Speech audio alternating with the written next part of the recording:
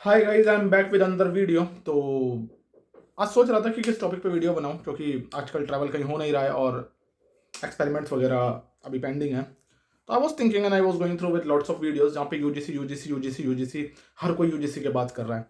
कोई SC ST है वो भी यूजीसी की बात कर रहा है, कोई ओबीसी है वो भी यूजीसी की बात कर रहा है। और स्पेशली जो क्या कहते हैं श्रवण समाज, हाँ, जो भी श्रवण समाज से हैं वो भी यूजीसी की बात कर रहा है। अब श्रवण समाज है क्या? श्रवण समाज वो है जो सारे जनरल कैटेगरी में आते हैं, जिसमें ब्राह्मण आ गए, राजपूत आ गए, ठाकुर आ गए, ऐसे लोग आ गए। ठीक है जी। अब यूजीसी पे इतनी ज्यादा भसड़ हो क्यों रही है? यूजीसी कोई अभी से पैदा नहीं हुआ है। यूजीसी 1956 से है। यूजीसी की फुल फॉर्म है यूनिवर्सिटी ग्रांट्स कमीशन। ये वो स्टैट्यूटरी बॉडी आप कह सकते हैं, वो एक तरीके की छोटा सा सिस्टम कह सकते हैं जो बनाया गया था, जिससे जो भी यूनिवर्सिटीज को ग्रांट्स मिलती हैं, आज पता नहीं बोला नहीं जा रहा, जो भी यूनिवर्सिटीज को ग्रांट्स मिलती हैं या जो भी नियम बनाए जाने चाहिए हायर एजुकेशन, अब यूनिवर्सिटीज की बात हो रही है तो हायर एजुकेशन ही होगी ना। तो जो भी नियम बनाए जाने चाहिए, और ये जो जातिवाद वगैरह हो रहा है, दो केसेस आपने बहुत ज़्यादा सुने होंगे जिन्होंने सुसाइड किया, एक लड़के ने एक लड़की ने। ठीक है। उसके बाद सुप्रीम कोर्ट ने कहा, 2012 तक का बिल था, सुप्रीम कोर्ट ने कहा कि इसमें कुछ चेंजेस करने चाहिए, बिकॉज चीज़ें चल नहीं रही थी कुछ अच्छी। अब बातें तो बहुत सारी निकल के आ रही हैं। कुछ लोग ये कह रहे हैं कि नरेंद्र मोदी ने जानबूझ के ये बिल, मतलब नरेंद्र मोदी नहीं, बट चीज़ें एक्चुअली उनकी सुपरविजन में ही होती हैं सारी। ठीक है। कि जिसने बिल बनाया है, कहीं ना कहीं इसमें कुछ ऐसी पॉलिटिकल साजिश है कि ये जानबूझ के योगी जी की पॉलिटिक्स को गिराने के लिए ये सब किया है। इन सब बातों में नहीं घुसते हैं, हो सकता है ऐसा कुछ हो, परंतु अभी हम इसमें नहीं घुसेंगे। अभी हम बात करते हैं कि एक्चुअली यूजीसी के लिए लड़ाई क्यों हो रही है। हाउ एवर, अभी जो सुप्रीम कोर्ट है उन्होंने स्टे लगा दिया यूजीसी पे। This is not the right thing, क्योंकि भाई तीन जात, journal, ST, sorry, SC ST and OBC, ये तीन तो सेफ हो गए। ठीक है जी। बट अब जब यहाँ बात आती है जर्नल की, कोई ब्राह्मण है, कोई पंडित है, कोई मतलब श्रवण समाज में जितने भी हैं, ठीक है, अभी तक एक नियम ये था कि अगर कल को, बट देखो मैं ये नहीं कह रहा डिस्क्रिमिनेशन नहीं होता, डिस्क्रिमिनेशन हर किसी के साथ होता है। हो सकता है कि ब्राह्मण को भी ये बोलकर डिस्क्रिमिनेट करा जाए कि तू तो उनका वंशज है, जो कभी, सुदामा जी की बात कर रहा हूं मैं, जो कृष्ण जी के थे, कि तू तो सुदामा जी की तरह भीख मांग के खाना खाता है। क्या ये डिस्क्रिमिनेशन नहीं है? या फिर किसी को उसकी विकलांगता पे डिस्क्रिमिनेशन किया जाए, वो भी गलत है। जातिवाद पे किया जाए, वो भी गलत है। तो गलत हर तरीके से। बट समहाउ हमारे सिस्टम की एक परेशानी क्या है? आप बताओ क्या परेशानी है हमारे सिस्टम की?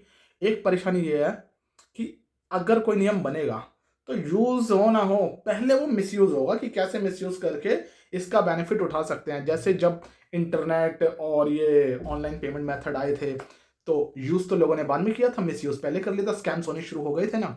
सेम गोज हेयर, जब भी कोई चीज बनती है तो उसके प्रो और कॉन्स दोनों होते हैं। तो कॉन्स पहले स्टार्ट हो जाते हैं, प्रो हो ना हो।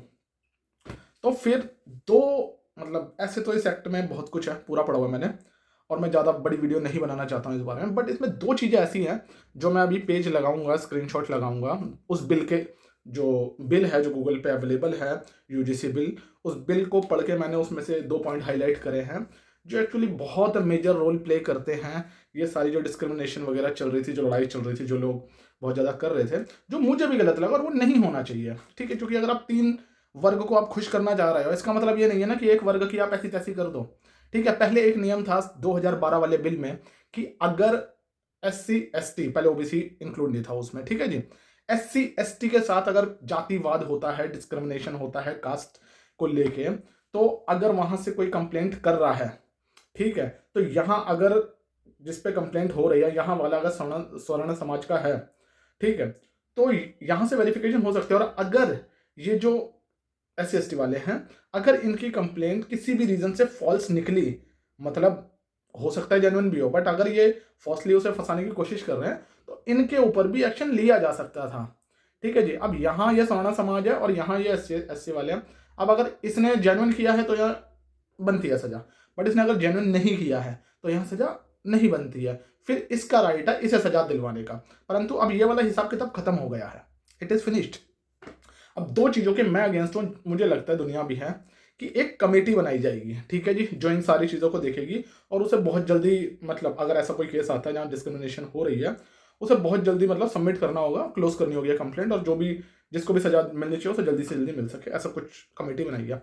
उस कमेटी के अंदर कहीं पे भी, अभी मैं स्क्रीनशॉट लगा दूंगा, कहीं पे भी ये नहीं लिखा कि वहाँ जनरल कैटेगरी का कोई भी होगा। वहाँ वुमन होगी, वहाँ एससी होगा, वहाँ एसटीसी मतलब एससी होगा, एसटी होगा, वहाँ विकलांग वर्ग होगा मतलब वुमन होगी। वुमन में भी उन्होंने डाउट छोड़ दिया कि वो जनरल हो सकती है या नहीं, ठीक है जी, वुमन होगी। बट कहीं पे भी ये नहीं लिखा कि उस कमेटी में कोई भी स्वर्ण समाज से होगा, पहली चीज। तो अगर एक फॉल्स कंप्लेंट भी होती है और इधर कोई स्वर्ण समाज का उस कमेटी में ही नहीं बैठा है, तो वो उसके पक्ष का कैसे सोच पाएगा? क्या वो रिलेट कर पाएगा?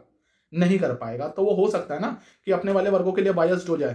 तो ये एक बहुत बड़ा पॉइंट है और इसकी वजह से जो लोग लड़ रहे हैं वो गलत नहीं लड़ रहे थे, अभी तो स्टे लग गया।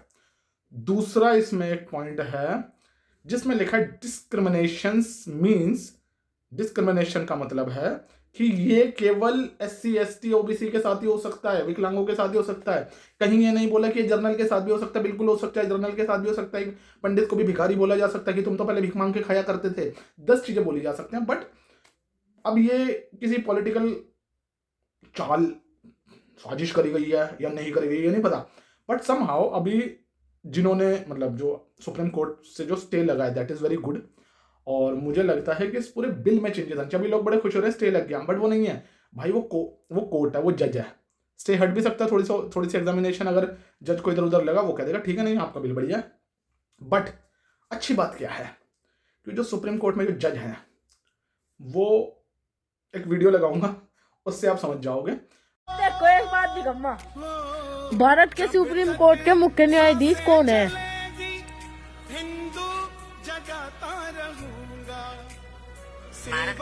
न्यायमूर्ति सूर्यकांत। अब एक चीज और देखो, भारत के मुख्य न्यायाधीश न्यायमूर्ति सूर्यकांत किस जाति से है?